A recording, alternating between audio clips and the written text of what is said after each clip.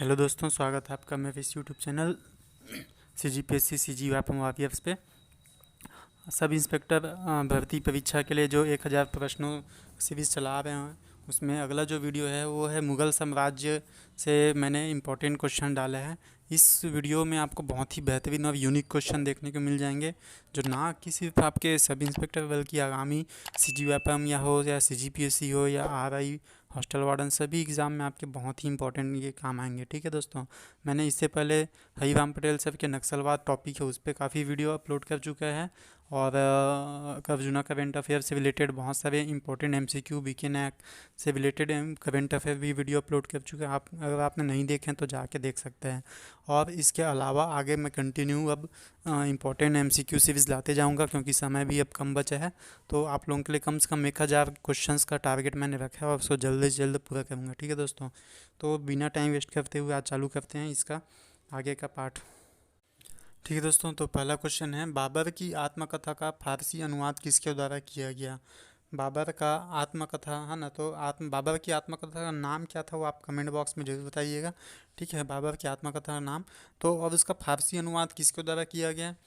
क्या वो अबुल फजल थे, फैज़ी थे, मिर्ज़ा अजीज कोका थे, अब्दुल रहीम खान खाना।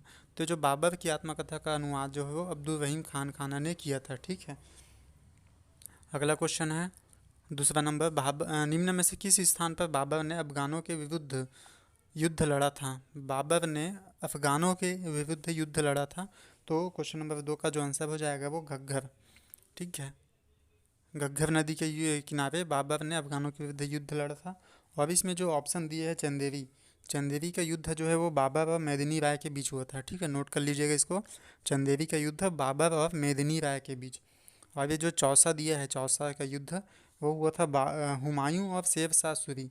ठीक है, ये जो चौसा का युद्ध है हुमायूं और शेर शाह सूरी, हुमायूं और शेर शाह सूरी के बीच में। ठीक है, ये जो खानवा का युद्ध दिख रहा है आपको, खानवा का युद्ध बताइए ये जो है वो अच्छा, अगला क्वेश्चन वही है। मैं क्वेश्चन पे आता हूँ डायरेक्ट, तीसरे नंबर, बाबर और राणा सांगा के बीच कौन सा युद्ध हुआ था। बाबर और राणा सांगा के बीच, तो ये यही खानवा का युद्ध है। ठीक है, तो ये खानवा का युद्ध जो हुआ था 1527 में। ठीक है, बाबर जब भारत आया था, है ना, बाबर जब भारत आया था तो बाबर ने सबसे पहले तो दिल्ली को जीता। ठीक है, 1526 पानीपत के पहले युद्ध में।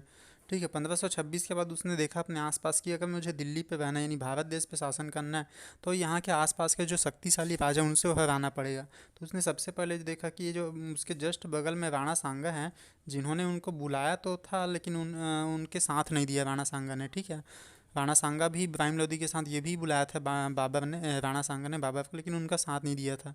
तो बाबर ने जस्ट अगले साल यानी 1526 के बाद 1527 में खानवा का युद्ध लड़ा राणा सांगा के बीच। ठीक है, उसमें राणा सांगा की हार हो जाती है और बाबर जीत जाता है। अगला क्वेश्चन है, बाबर ने अपने बाबरनामा में किस हिंदू राज्य का उल्लेख किया है। बाबर ने अपने बाबरनामा में किस हिंदू राज्य का उल्लेख किया है। तो बताइए दोस्तों, एक मिनट। बाबर ने अपने आत्मकथा में किस हिंदू राज्य, क्या वो मालवा, मेवाड़, गुजरात या कश्मीर। तो बाबरनामा में किस हिंदू राज्य का उल्लेख किया है वो है मेवाड़। ठीक है, मेवाड़ में कौन, वही राणा सांगा जो मैंने बताया। ठीक है, क्योंकि बाबर जब भारत आया तो वो दो लोगों के वीरता से काफ़ी प्रभावित हुआ था। एक उत्तर भारत में आपके मेवाड़ यानी राणा सांगा के, और एक दक्षिण में विजयनगर साम्राज्य। दक्षिण में आपने पढ़ा होगा विजयनगर साम्राज्य था। तो जब बाबर भारत आया था तो उसने अपने बाबरनामा में भारत के दो शासकों का बहुत अच्छे से उल्लेख किया था, एक मेवाड़ के शासक राणा सांगा और विजयनगर के शासक कृष्णदेव राय।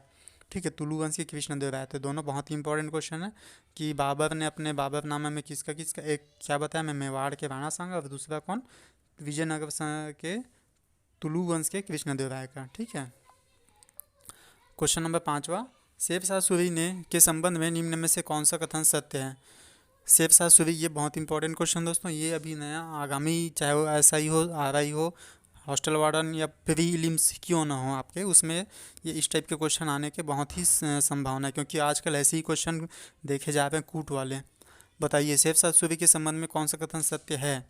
शेर शाह ने सासाराम में झील के अंदर एक ऊंचे टीले पर एक मकबरा बनवाया। यह मकबरा हिंदू मुस्लिम वास्तुकला का श्रेष्ठ नमूना है। यह मकबरा अंदर से मुस्लिम प्रभाव एवं बाहर से हिंदू प्रभाव से निर्मित है। बताइए।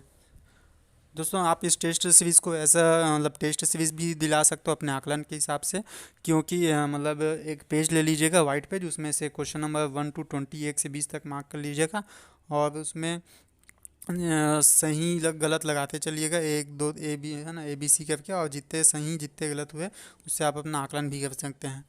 ठीक है, तो बताइए सेब सासूरी के संबंध में कौन सा कथन है। तो पहला कथन सही है। क्यों? सेब सासूरी ने है ना सासाराम, बिहार में एक जगह है सासाराम, वहाँ जो झील है, झील के बीच में एक टापू है, तो उसने अपने जिंदा रहते ही उसने टापू पे एक अपना मकबरा बनवा लिया था। ठीक है, कि जब मैं मरूंगा तो मुझे यहीं पे दफना देना करके, तो इस टापू पे उसने अपना मकबरा बनवाया था। अब ये जो मकबरा है, दूसरा क्वेश्चन भी सही है, यह मकबरा हिंदू मुस्लिम दोनों वास्तुकला का श्रेष्ठ नमूना है। ठीक है, और तीसरा क्वेश्चन गलत है कि यह मकबरा अंदर से मुस्लिम प्रभाव और बाहर से हिंदू प्रभाव से निर्मित है करके। ठीक है,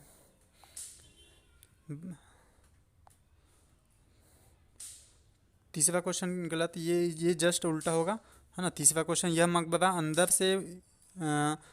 मकबरा अंदर से मुस्लिम नहीं और बाहर से मुस्लिम प्रभाव है और अंदर से हिंदू प्रभाव है। ठीक है, जस्ट उल्टा होगा तीसरा क्वेश्चन। तो इसका जो राइट आंसर हो जाएगा वो ऑप्शन नंबर बी, कथन ए और बी, ये दोनों सही हैं और ये गलत है, ये जस्ट उल्टा होगा। अंदर से हिंदू है और बाहर से मुस्लिम प्रभाव, बाहर से अगर कभी देखेंगे तो मकबरा हमेशा ऐसा गुम्बद टाइप का रहेगा, और जो अंदर से जो डिज़ाइन है वो हिंदू कलर डिज़ाइन में है। ठीक है, और डायरेक्ट वन लाइनर क्वेश्चन तो मालूम ही होगा कि शेर सासूरी का मकबरा कहाँ है, सासाराम बिहार में। अगला क्वेश्चन देखते हैं, क्वेश्चन नंबर 6वां, शेर शाह सूरी की मृत्यु कहाँ हुई। शेर शाह सूरी की मृत्यु, अच्छा, क्वेश्चन नंबर 6वां के बाद, हाँ ठीक ठीक। शेर शाह सूरी की मृत्यु कहाँ हुई। शेर शाह सूरी की मृत्यु बताइए, आगरा, कलिंजर, सासाराम या रोहतास। बताइए। कई लोग इसमें आंसर सोच रहे होंगे सासाराम होगा, नहीं, सासाराम में तो उसका मकबरा है भैया। शेर शाह सूरी की मृत्यु कहाँ पर हुई पूछ रही है, तो वो होगा इसका आंसर कालिंजर में। ठीक है, शेर शाह सूरी की मृत्यु कालिंजर में हुई, और इसकी मृत्यु होने के बाद जैसा कि इसने पहले से बोला था कि मुझे सासाराम में मेरे बनाए हुए मकबरे में दफना दफना देना करके, इसलिए कालिंजर में मरने के बाद इसको सासाराम ले गए, वहाँ इसके बनाए हुए मकबरे में दफनाए। फिर क्वेश्चन नंबर 7 हुआ, किस नदी के तट पर चौसा का युद्ध लड़ा। तो सबसे पहले चौसा का युद्ध किसके किसके बीच लड़ा, है ना। मैंने पहले ही क्वेश्चन बताया था, चौसा का युद्ध जो है वो आपके हुमायूं और शेर शाह सूरी के बीच लड़ा गया था। ठीक है, तो चौसा का युद्ध कहाँ है, कहाँ किस नदी के किनारे हुआ था, तो है आपका कर्मनाशा नदी के किनारे। ठीक है, कर्मनाशा नदी में एक्चुअली यहाँ पे हुआ क्या था कि जब, है ना, थोड़ा सा इसके बारे में डिस्कस कर देता हूँ कि जब यहाँ दिल्ली में कौन थे आपके, हुमायूं, और शेर सूरी जो है वो बंगाल प्रांत पे आक्रमण कर लिया था वो। ठीक है, तो आपके जो हुमायूं थे वो बंगाल प्रांत को छुड़ाने के लिए गए थे शेर शाह सूरी के कब्जे से, लेकिन भयंकर युद्ध हुआ और शेर शाह सूरी उसमें जीत रहा था, और हुमायूं अपनी जान बचाने के लिए उस कर्मनाशा नदी में कूद गया था। ठीक है, कौन, हुमायूं अपनी जान बचाने के लिए उस कर्मनाशी नदी में कूद गया था, और एक भिश्ती ने उसकी जान, भिश्ती यानी जो नाविक होता है नाव चलाने वाला, उसने उसकी जान बचाई थी। ठीक है, तो ये क्वेश्चन आपका व्यापम में पूछा भी हुआ है कि कौन सा युद्ध हुआ था जिसमें हुमायूं ने कर्मनाशा नदी में कूद दिया था और एक भिश्ती ने उसकी जान बचाई थी। ठीक है, ये क्वेश्चन पूछा हुआ है। तो चौसा का युद्ध, कर्मनाशा नदी, और कौन कौन, हुमायूं और शेर शाह सूरी के बीच। क्वेश्चन नंबर 8वां, दोस्तों मैं हर क्वेश्चन के साथ आपको 2-3 क्वेश्चन और कराने का मेरा टेक्निक रहता है, प्रयास यही रहता है कि कम से कम समय में आपको ज़्यादा से ज़्यादा क्वेश्चन और उसके डिटेल्स आपको अवेलेबल करा सकूं। ठीक है दोस्तों, अगर मेरा ये वीडियो आपको अच्छा लगता है तो ज़्यादा से ज़्यादा लोगों तक शेयर कीजिएगा। मेरा ये सब वीडियो लाने का मेन उद्देश्य यही है कि आप लोगों के क्वेश्चन पढ़ाई में फ्लो बनी रहे, कंटिन्यूटी बनी रहे, और जैसा आजकल व्यापम और प्रीलिम्स, CGPSC प्रीलिम्स आपके नए नए क्वेश्चन पैटर्न ला रहे हैं, उस क्वेश्चन पैटर्न को मैं आप लोगों के सामने ला के पेश करूँ। ठीक है, और जितने भी दूर दराज वाले जो भी भाई बंधु हैं जिनके तरफ सोर्स नहीं पहुंच पाता, या जो सही गाइडलाइन के अभाव में पढ़ाई अपनी कंटिन्यूटी नहीं कर पाते, उन लोगों तक जरूर शेयर कीजिएगा। अगला क्वेश्चन 8वां नंबर, किस शासक ने कबूलियत एवं पट्टा प्रथा की शुरुआत की। दोस्तों ये क्वेश्चन बहुत इंपॉर्टेंट है, आपके आगामी एग्जाम्स में आने की बहुत संभावना है। ठीक है, किस शासक ने कबूलियत एवं पट्टा प्रथा की शुरुआत की, तो अलाउद्दीन खिलजी, मोहम्मद बिन तुगलक, शेर शाह सूरी या शाहजहाँ। कबूलियत एवं पट्टा प्रथा की शुरुआत, बहुत लोग सोच रहे होंगे अलाउद्दीन खिलजी, नहीं, वो आपके आएंगे शेर शाह सूरी। ठीक है, शेर शाह सूरी ने कबूलियत एवं पट्टा प्रथा की शुरुआत की। अगला क्वेश्चन, अता अली खां किसका नाम था, बताइए कितने लोग जानते हैं इस क्वेश्चन को। अता अली खां किसका नाम था, अबुल फैजी, टोडरमल, तानसेन या आदम खां। तो अता अली खां जो है वो है तानसेन का नाम था। ठीक है, अब लोग बहुत कंफ्यूज होंगे वे रामतनु पांडे सुने हैं करके, लेकिन जब तानसेन का बचपन का नाम याद रखिएगा, बचपन का नाम था वो रामतनु पांडे था। ठीक है, याद रखिएगा। और जब विवाह हो गया, विवाह होने के बाद इसका नाम अता अली खां हो गया था, अता अली खां। ठीक है, तानसेन नाम बाद में एक और राजा ने दिया था इनको नाम। ठीक है, तो 90 का तानसेन, अता अली खां। 10वां नंबर क्वेश्चन, अकबर ने दीन इलाही किस वर्ष में प्रारंभ किया था। ये बहुत ही आईएमपी क्वेश्चन है, ये मतलब ऐसे बेसिक क्वेश्चन है जो आप अपनी आगामी हर एग्जाम में पूछते ही रहते हैं। तो अकबर ने दीन इलाही कब चालू किया, वो 1522। चाहे व्यापम दिला चाहे कोई भी एग्जाम के क्वेश्चन आते ही रहते हैं, है ना। क्वेश्चन नंबर 11, सम्राट अकबर ने निम्न में से किसको जरी कलम की उपाधि दी थी। जरी कलम की उपाधि किसको दी थी सम्राट अकबर ने, तो वो है आपका आंसर मोहम्मद हुसैन। ठीक है, मोहम्मद हुसैन को। ठीक है, अगला क्वेश्चन है, गुजरात विजय के उपलक्ष्य में अकबर ने जहांगीरी महल कहाँ बनवाया था। ये क्वेश्चन दोस्तों थोड़ा सा अटपटा लग रहा होगा कि, लेकिन अगर थोड़ा दिमाग लगाएंगे, लॉजिक लगाएंगे, जिन्होंने अच्छे से पढ़ाई की वो आराम से बना लेगा। गुजरात विजय के उपलक्ष्य में अकबर ने क्या बनवाया, जहांगीरी महल। तो यहाँ पे आप याद रखिए, गुजरात विजय के उपलक्ष्य में पहले तो एक बुलंद दरवाज़ा बनवाया था उस अकबर ने। बुलंद दरवाज़ा कहाँ बनवाया, फतेहपुर सीकरी में। अब फतेहपुर सीकरी कहाँ है, आगरा में। तो गुजरात विजय के बाद कुछ भी अगर वो करा रहा है तो कहाँ होगा, फतेहपुर सीकरी में। और वो फतेहपुर सीकरी कहाँ है, आगरा में। ठीक है, तो देखो क्वेश्चन भी वही है, गुजरात विजय के उपलक्ष्य में अकबर ने जहांगीरी महल कहाँ बनवाया, तो वो आगरा में, यानी फतेहपुर सीकरी में। वहाँ पे बहुत सारे अन्य महल हैं, जोधाबाई महल, पंचमहल और बहुत सारे चीज़ हैं। ठीक है, बीरबल का महल है। क्वेश्चन नंबर अगला, इंग्लैंड की रानी एलिजाबेथ प्रथम का समकालीन भारतीय राजा था। इंग्लैंड की रानी एलिजाबेथ प्रथम का समकालीन भारतीय राजा कौन था, तो आपके सम्राट अकबर थे। ठीक है, अगला क्वेश्चन, दुर्गावती किस राज्य की शासिका थी। दुर्गावती किस राज्य की शासिका थी, तो वो थी गोंडवाना। ठीक है, ये अकबर के समकालीन थी। अगला क्वेश्चन, किसने राम सीता की आकृतियों में राम और रामसीय देवनागरी लेख से युक्त कुछ सिक्के चलाए। किसने राम सीता की आकृतियों और रामसीय देवनागरी लेख से युक्त कुछ सिक्के चलाए। Option A Zainulabdin, option B Akbar, option C Bhoj द्वितीय, ऑप्शन डी सिद्धराज जयसिंह। बताइए। तो लॉजिक, थोड़ा सा लॉजिक रखिएगा, है ना। अगर आप मुगल काल में आपको ऑप्शन देते हैं, ठीक है, और बोल रहे कि अपने सिक्कों में राम और सीता की आकृति बनाई, तो भाई मुगल काल में एकमात्र ऐसे शासक थे जिन्होंने हिंदू धर्म को भी सभी धर्मों को आपस में बांटते हुए, मतलब बांटने कहने का मतलब आपस में मिला जुला के चलने का प्रयास किया था, वो थे अकबर। अकबर थे आपके, है ना। उसके दरबार में हिंदू, मुस्लिम, सिख, बहुत सारे अलग अलग धर्म के उन्होंने समान नज़र से देखा था अकबर ने। तो उन्होंने अपने सिक्कों में राम और सीता भगवान का आकृति बनवाया, और दूसरे तरफ देवनागरी लिपि में रामसीय लिखा था। ठीक है, क्वेश्चन नंबर अगला है, मुगल सम्राट अकबर के समय का प्रसिद्ध चित्रकार कौन था। मुगल सम्राट अकबर के समय का प्रसिद्ध चित्रकार, ये हमेशा याद रखिएगा दोस्तों, काफ़ी कन्फ्यूजन रहता है। लोग बाग चाहे इसको कितनों बार भी पढ़ ले, लेकिन कन्फ्यूज रहते ही रहते हैं। आप बताइए क्या आप कन्फ्यूज़ हैं क्या नहीं, आपको आता है क्या। तो मुगल सम्राट अकबर के समय का प्रसिद्ध चित्रकार कौन होगा। Option A Ustad Mansur, option B Abul Hasan, option C Daswant, option D Kishan Das. बताइए। तो इसका जो राइट आंसर है वो दसवंत है। ठीक है, ये उस्ताद मंसूर और अबुल हसन, ये जो है जहांगीर के शासन के प्रसिद्ध चित्रकार है। ठीक है, जहांगीर के समय के प्रसिद्ध चित्रकार उस्ताद मंसूर और अबुल हसन, और जो अकबर के समय के प्रसिद्ध चित्रकार वो दसवंत हैं। अब ये चित्रकार का, मुगल काल में चित्रकला का स्वर्ण युग किसके टाइम में बोला जाएगा, अकबर की जहांगीर। बताइए। तो थे जहांगीर के समय में चित्रकला का स्वर्ण युग। ठीक है, चित्रकला का स्वर्ण युग बोलते हैं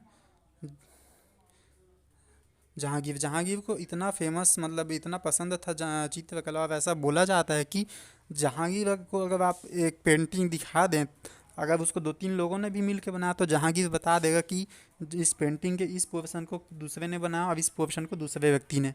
इतना पारखी नज़र ऐसा बोला जाता है भाई, ठीक है, याद रखिएगा। और मुगल काल में अगर बोला जाए स्थापत्य कला का स्वर्ण युग, तो स्थापत्य कला का स्वर्ण युग जो है वो आपके शाहजहाँ, क्योंकि ताजमहल बनवाया, दिल्ली का लाल किला बनवाया, दिल्ली का जामा मस्जिद बनाया, तो शाहजहाँ ने स्थापत्य कला पे ज़्यादा विशेष ध्यान दिया था, ठीक है। क्वेश्चन हम अगला है, इकबाल नामा ए जहांगीरी का लेखक निम्न में से कौन था? इकबाल नामा ए जहांगीरी, ये आपके व्यापम पीएससी के लिए बहुत इंपॉर्टेंट है। इकबाल नामा ए जहांगीरी, तो इसके जो आंसर है मुतमाद खां, ठीक है, मुतमाद खां इसके राइट आंसर है इकबाल नामा ए जहांगीरी। अगला क्वेश्चन है 18 नंबर, किस मुगल शासक ने तंबाकू प्रयोग को निषिद्ध कर दिया था? तंबाकू, दोस्तों तंबाकू सबसे पहले लाया कौन था हमारे भारत में? तो वो थे पुर्तगाली, ठीक है, पुर्तगाली लोग लाए थे, ठीक है। तो पुर्तगालियों ने जब लाया तो धीरे धीरे, अब क्योंकि नशा वाला चीज़ है तो नशा वाली चीज़ लोगों को जल्दी आदत लग जाता है, तो लोग बाग को बहुत जल्दी आदत लग गया था इस नशे वाली चीज़ का, यानी तंबाकू का, ठीक है। लेकिन उस नशे के दुष्प्रभाव को देखते हुए जहांगीर ने पाया कि ये जो ठीक है, तो जहांगीर ने उस पर तुरंत बैन लगा दिया था। तो किस मुगल बादशाह ने तंबाकू के प्रयोग को निषिद्ध कर दिया था? वो जहांगीर, ठीक है। पुर्तगाली भारत में आए थे 1498 में। अगर आपको राजाओं का क्रम याद होगा तो आप लॉजिकली भी लगा सकते थे इस क्वेश्चन को, क्योंकि और अकबर जो थे 1605 तक थे, अकबर हमारे 1605 तक थे और पुर्तगाली आए 1498 में, है ना। तो पुर्तगालियों ने धीरे धीरे धीरे बढ़ाते हुए जहांगीर के समय इसको काफ़ी बढ़ गया था तंबाकू का प्रयोग, और जहांगीर ने इसके दुष्प्रभाव को देखते हुए रोक लगा दिया। क्वेश्चन नंबर 19, भक्त तुकाराम कौन से मुगल सम्राट के समकालीन थे? भक्त तुकाराम कौन से मुगल सम्राट के समकालीन थे? तो ये आपके जहांगीर, ठीक है।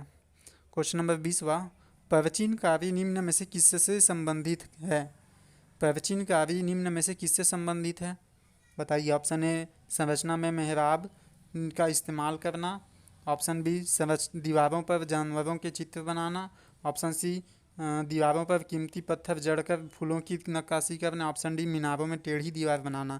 तो ये प्रवचन काव्य आपने सुना होगा पिट्रा ड्यूरा, ठीक है। अगर पिट्रा ड्यूरा जैसे कोई मस्जिद है या मीनार है जो भी है, तो उसके दीवारों पर या कहीं भी, है ना, एकदम छोटे छोटे फूलों की नक्काशी ऐसा करते हैं, मतलब फूलों के पत्थर को ऐसा तराश कर, संगमरमर के पत्थर को तराश कर नक्काशी किया जाता है, तो उसी को बोलते हैं पिट्रा ड्यूरा या प्राचीनकारी। तो इसका जो राइट आंसर हो जाएगा ऑप्शन सी, ठीक है दोस्तों। दोस्तों ये आज के टॉप इंपॉर्टेंट क्वेश्चन थे। अगर आपको मेरा ये वीडियो पसंद आया होगा तो प्लीज़ चैनल को लाइक कीजिएगा, सब्सक्राइब कीजिएगा। इस मुग़ल काल का पार्ट 2 मैं जल्दी लाऊंगा, और उसके बाद हम मुग़ल काल के बाद आधुनिक भारत में रखेंगे, उसको भी पार्ट 1 पार्ट 2 के माध्यम से कवर करने की कोशिश करेंगे। और फिर उसके बाद पॉलिटी वगैरह के लिए भी क्वेश्चन लाऊंगा, और छत्तीसगढ़ के आर्थिक सर्वेक्षण और छत्तीसगढ़ का करेंट अफेयर भी हम फोकस करेंगे। और बहुत ही जल्द आपके आगामी एसआई भर्ती सिलेबस को कवर करते हुए लगभग 1000 क्वेश्चन को सीरीज़ को करेंगे, ठीक है दोस्तों। चैनल को सब्सक्राइब कीजिएगा और ज़्यादा से ज़्यादा लोगों तक शेयर कीजिए। Okay, thank you.